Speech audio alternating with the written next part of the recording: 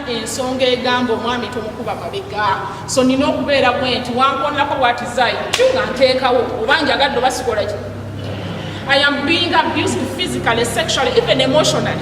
So tugenda kutunuulira gender violence ekimuleeta, ebika bya gender based violence, kiki ekituukawo singa omuntu afunye ekyo, and then what can we do as media people when you are reporting on this. The way you promote fresh kids is the way you can fight this vice in your community.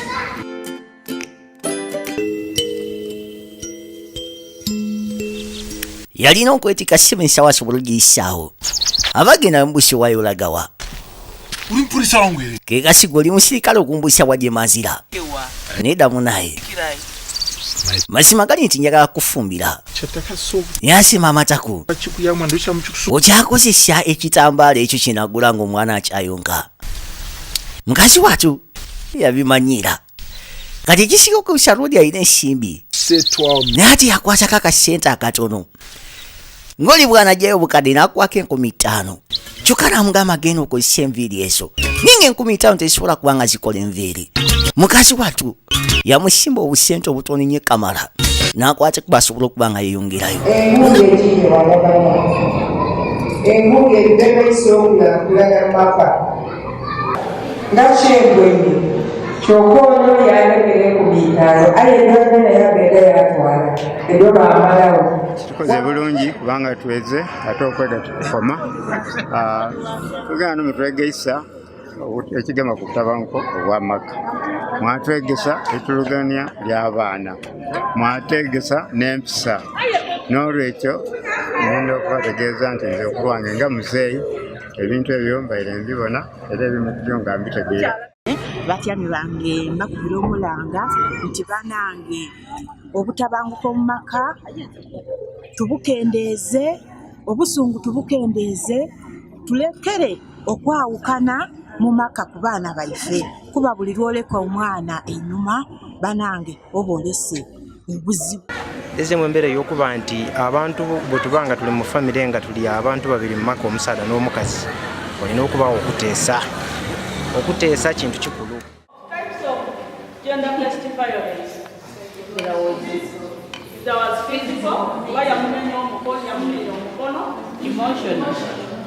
Tusomyemu ebintu bingi nti ebikwatagana ne gender based violence nti waliwo obutabanguko bungi bugenze nga butuusibwa ku bantu baffe mu maka gaffe naye nga bisinga obungi nti bikolebwa oba bitutuusibwako n'abantu abali mu maka ago mwennyini.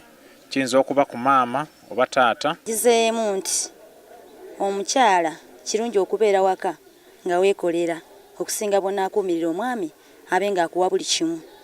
Okusinziira ku musomo ngenda kukyusaamu ndabe nti ndaga empisa enungi oluusi n'omuntu n'ambula n'ekyama. Given today's training and their responses as to the questions I was posing to them, I highly believe their lives in their families will change because the first step starts with them to fight against gender-based violence. Gender-based violence is one of the issues that are emerging from communities, and that is the reason why we've been working with community reporters so that they are empowered, they are equipped on how best they can contribute towards addressing gender-based violence through reporting effectively on it as well.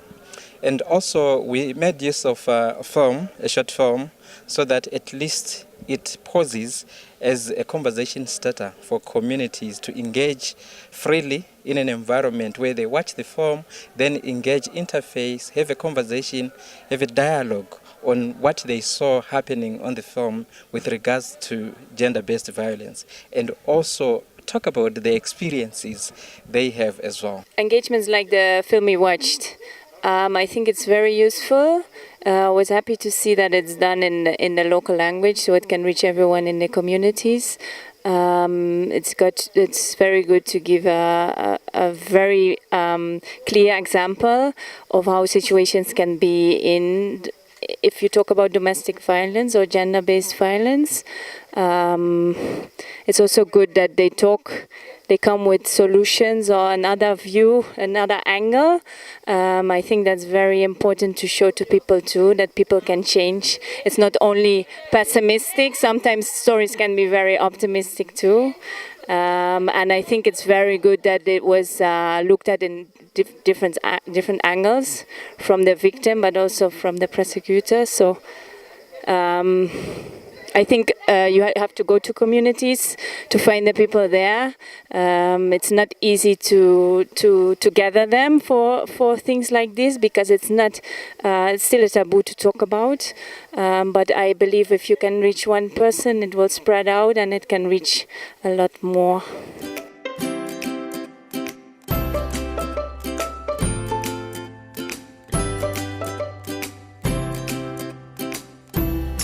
For domestic violence, we are reporting 1.24 cases an hour. That's one case every 48 minutes.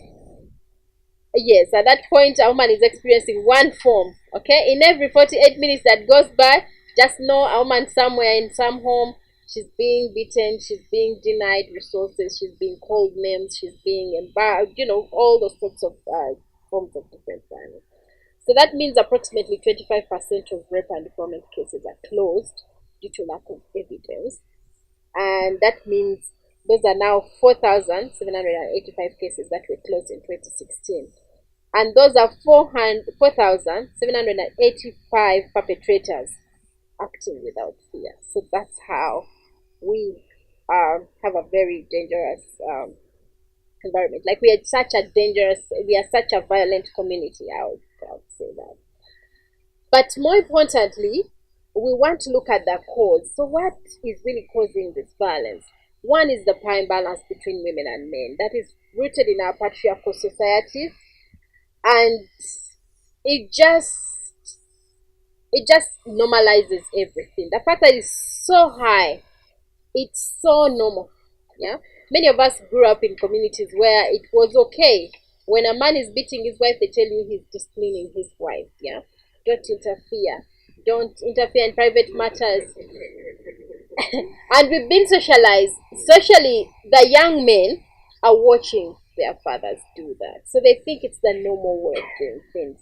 And with our lack of parenting programs for our children, for our young boys, for mentorship, role models, our young men have grown up without knowing what they should be doing. So they just replicate what their past experiences are.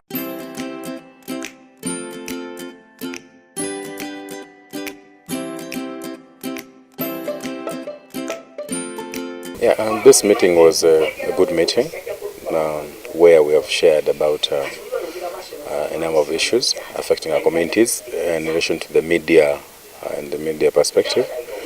We have also heard from the community reporters, which is also very good, that they are doing great work. They are amplifying the voice of communities. We have had an opportunity of listening to statistics around around gender-based violence in the country, which is very alarming. And I've also learned that there's a lot of work we need to do, and media is very critical and very key in amplifying the voices of communities. We have been working around gender-based violence on a number of forms, including child rape, including child marriage, looking at child trafficking, looking at some forms of domestic violence in the homes. And my contribution in this has that we've been able to amplify, to also create awareness in communities. We have been able to work with leaders to draft and implement some kind of policies or action plans on addressing gender-based violence. We've also been able to engage policymakers at national level, and also trying to see that they actively participate in addressing gender-based violence. The future is in terms of way forward, is that we're going to continue engaging communities. There is a lot of work supposed to be done. We have a long way to go. We need to engage different stakeholders. We need to bring the religious leaders on board. We need to bring cultural leaders on board, because In most cases, you hear that gender-based violence is somehow connected to culture, and I think it's very good if we bring the cultural leaders on board. Then we have the communities where the perpetrators actually live, and we need to involve the young people. So as they grow, they understand the concept, and they can be change makers. It's important to talk about gender-based violence in our communities because in our cultures, like, in the African cultures, gender-based violence is kind of normalized. People, especially the male, are raised to understand like it's a normal currency, and people grow, like when we are growing up, we are taught like, oh, if something like this happens, it's in our home, you're not supposed to report it and anything. But as we grow and culture evolves, we've been empowered, given tools, we can speak out, and also understand that it starts from us. So it's important for us to talk about it, and also the next generation should understand that gender-based violence is not normal. It is a process. We're not going to say that we are going to win today, like how Diana put it. We need to skill, we need to provide tools, and we need to invest into this process. We also need to be very fair to the journalists. The schools of journalism where we go to, there is no gender course there. You get? So if you are not trained in becoming gender sensitive, and then the society is expecting you to, and yet you have been socialized to be, you decide. Yeah. So I just wanted to share with you the project that we are conducting, supported by DGF. We have a project called Media for Gender Equality and Social Justice, Leaving No One Behind.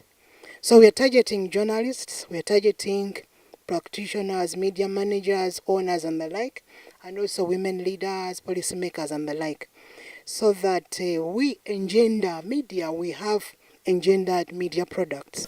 We need also to educate our managers within the schools to talk about gender-based violence within the school context, within the environment that we live in, not only in those formal spaces, but also in vocational and teacher training colleges themselves, okay, to understand these issues. Perhaps the other proposition I would like to see is the exchange of community reporters coming in to say to Mama FM to understand how they've been these issues are being handled. And like a day, you don't need so many days, but to have these kind of exchanges to understand, but they also take it back to their communities, where, say in Jinja, the radio stations that they report to, and share these experiences. This evening, we've been drawing strategies on how media can be part of the prevention work when it comes to gender-based violence in our communities. And one of those ways, we have 3 ways in which we hope the media can really be able to play its role. One is to skill, tool, and resource. In terms of skilling, this needs that we need to draw programs that aim at building the capacity of the media house, right from the editors to the reporters to everyone who is working in this area. And the discussions that we've also had, we've also reflected on how our media schools do not have gender courses. So we have journalists coming out of media houses with no media analysis, with no media sensitivity, and they are reporting on issues of gender-based violence. So it becomes quite a challenge that we don't have that skills. We also hope that organizations that are media literate based can partner with mainstream women movements organization to see how can we leverage resources and be able to give the skills to the journalists on how they can cover these issues, give them the support that they need and the resources and the tools to ensure that they are able to bring this as a development issue, so that they prioritize it within their media houses in terms of coverage, in terms of how it is written, and how they do the gender analysis within the newspaper, so that we don't have small briefs when it comes to GBV issues. We do not have incomplete stories that do not come from a very good contextual background.